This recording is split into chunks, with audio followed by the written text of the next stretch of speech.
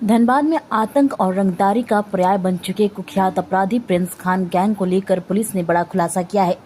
Gang के प्रमुख सदस्य अब्बास नकवी उर्फ सैफी उर्फ मेजर को कोलकाता एयरपोर्ट से गिरफ्तार कर धनबाद लाया गया, जहां पूछताछ में कई सनसनीराज सामने आए।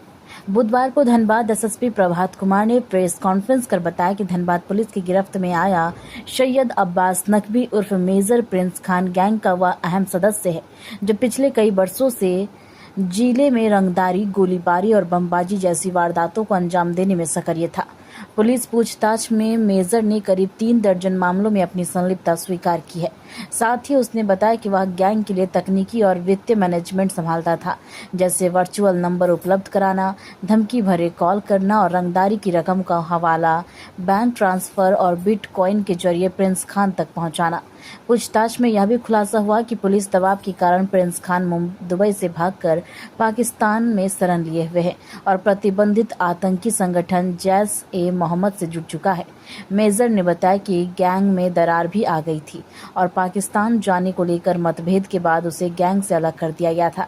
मेजर ने कई बड़े आपराधिक मामलों का भी खुलासा किया, जिसमें रंजीत सिंह हत्याकांड, नन्हे खान की हत्या, उपेंद्र सिंह मर्डर केस और कई व्यवसायियों पर गोलीबारी व बमबाजी की घटनाएं शामिल है। वर्ष 2023 में रिकवरी एजेंट उपेंद्र सिंह की हत्या उसकी ही पत्नी ने एक षड्यंत्र के तहत प्रिंस खान की मदद से कराई थी। बताया जाता है कि उपेंद्र सिंह की पत्नी का किसी अन्य के साथ अवैध संबंध था और यही उपेंद्र की मौत का कारण बना, जिसमें प्रिंस खान ने उसकी पत्नी की मदद की थी। इसके अलावा उसने यह भी बताया कि गैंग ने 100 से ज्यादा बैंक खातों का इस्तेमाल रंगदारी की रकम के लेन देन के लिए किया है। चौंकाने वाली बात यह भी सामने आई कि गैंग द्वारा दहशत फैलाने के लिए कुछ मीडिया से जुड़े लोगों का भी इस्तेमाल किया गया है, जबकि कई सफेद पोश और राजनीतिक संपर्कों की भी जांच चल रही है। एसएसपी प्रभात कुमार ने बताया कि पूछताछ में सैफी ने बताया कि प्रिंस खान नशीली दवाइयों का आदी है और वह बदहवास होने तक नशा करता रहता है। सैफी के अनुसार उसके अलग होने के बाद प्रिंस खान के गैंग का संचालन उसका भाई गोपी खान का साला ऋत्विक खान, उसका एक अन्य रिश्तेदार आदिल, प्रिंस खान की 2 पत्नियां दुबई में रहकर कर रही है। इसके अलावा प्रिंस खान के भारत में रह रहे 2 भाई और अन्य रिश्तेदार भी उसके गैंग में मदद पहुंचा रहे हैं। सैफी के अनुसार कुछ माह पहले तक धनबाद से करीब 1 करोड़ रुपए हर महीने रंगदारी वसूला जा रहा है, जो अब काफी कम हो गया है। एसएसपी ने बताया कि अभी भी धनबाद के कई हिस्सों में व्यापारियों द्वारा प्रिंस खान को रुपए भेजे जा रहे हैं। उन्होंने कहा कि अब प्रिंस खान को रुपए भेजना बंद करें, क्योंकि अब आप प्रिंस खान को पैसे भेजते हैं तो समझिए आप एक आतंकवादी को आर्थिक मदद पहुंचा रहे हैं। फिलहाल पुलिस इस पूरे नेटवर्क की गहराई से जांच कर रही है और प्रिंस खान गैंग से जुड़े अन्य सदस्यों की तलाश में लगातार छापेमारी जारी है। अभी जान रहे हैं कि धनबाद जिला के भगोड़ा अपराधकर्मी प्रिंस खान के गिरोह का एक बहुत ही महत्वपूर्ण सदस्य सैफ अब्बास नकवी उर्फ सैफी उर्फ मेजर को 19 अप्रैल 2026 को गिरफ्तार किया गया था कोलकाता में। उसके बाद कानूनी प्रक्रिया करते हुए धनबाद पुलिस 2 बार में कुल 6 दिनों की पुलिस रिमांड को उसको लाई थी और पुलिस रिमांड के दौरान एक विशेष टीम उससे लगातार गहन पूछताछ कर रही थी। पूछताछ खत्म होने के बाद और पुलिस रिमांड की अवधि समाप्त होने के बाद कल उसको माननीय न्यायालय के आदेशानुसार जेल में जमा करा दिया गया था। क्योंकि पुलिस रिमांड के दौरान हुए पूछताछ में बहुत ही महत्वपूर्ण बातें उसने बताई है गिरोह के बारे में, गिरोह के संचालन के बारे में, गिरोह के सपोर्टर्स के बारे में एंड 2018 से लेकर के 2026 तक की जो भी घटनाएं हुई है उस घटना में उस गिरोह का क्या रोल था, कौन कौन से लोग शामिल थे, किस किस रूप में शामिल थे, बहुत ही विस्तृत रूप से उसने बताया है। तो हम लोगों का तकनीकी इनपुट है, जो टेक्निकल इनपुट है, उसके आधार पे उसकी पाकिस्तान में प्रिंस खान की पाकिस्तान में होने की पुष्टि होती है और जो भागने का तरीका है और क्यों भागा लास्ट ईयर, उसके बारे में जब पूछा गया तो पूछताछ के दौरान वो बताया कि पुलिस की अत्यधिक दबिश पड़ने के बाद और उसको ये लगने लगा कि वो अब दुबई में पकड़ा जाएगा क्योंकि उसके विरुद्ध रेड कॉर्नर नोटिस इशूड है।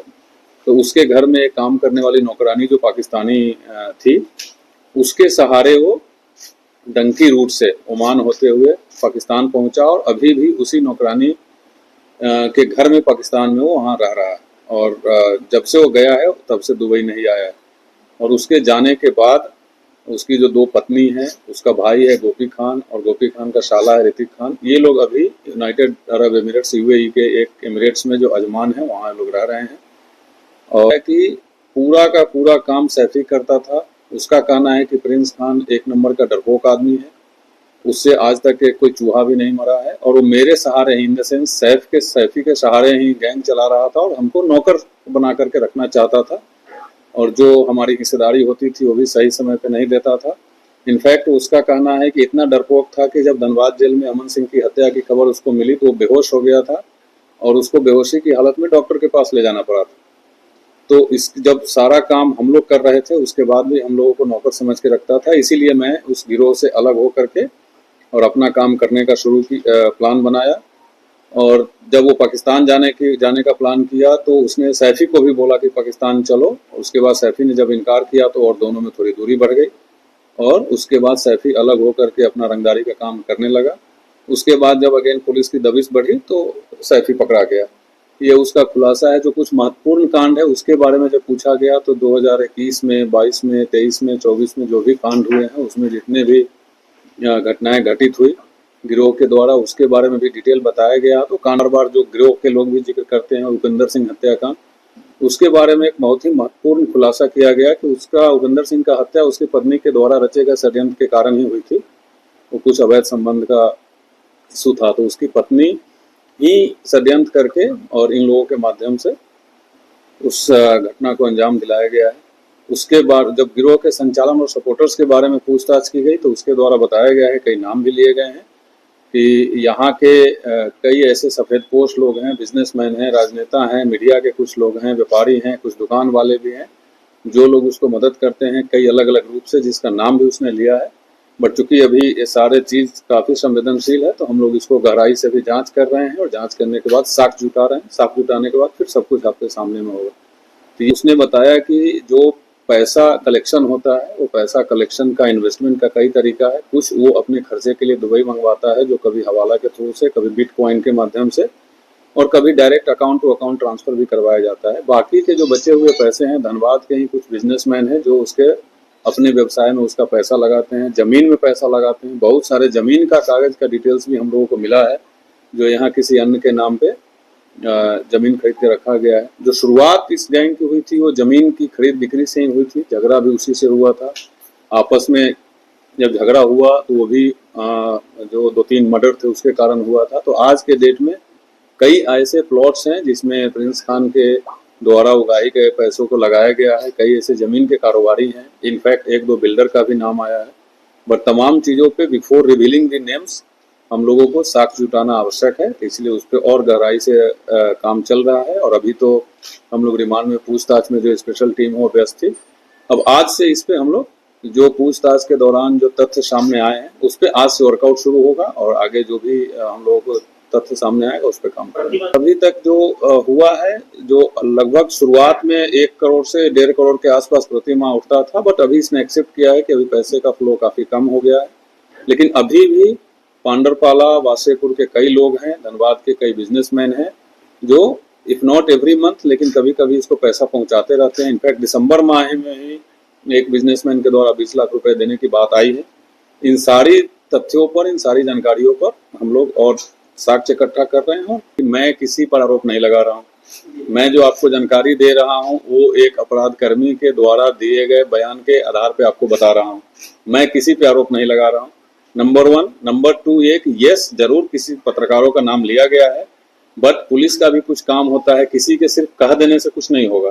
उसने नाम भी लिया है, बट बिफोर रिवीलिंग नेम्स ये जरूरी है कि उसके द्वारा बताए गए चीजों के बारे में साक्ष्य जुटाया जाए। तो पुलिस उस पर काम कर रही है और आप एश्योर रहिए कि साक्ष्य मिलने के बाद हम लोगों का कोई बिजनेस नहीं है नाम उजागर करने का या छुपाने का। जब प्रमाण के साथ, सबूत के साथ नाम बाहर आएगा। अभी जो उसके द्वारा बताया गया है वो डैमेजिंग है।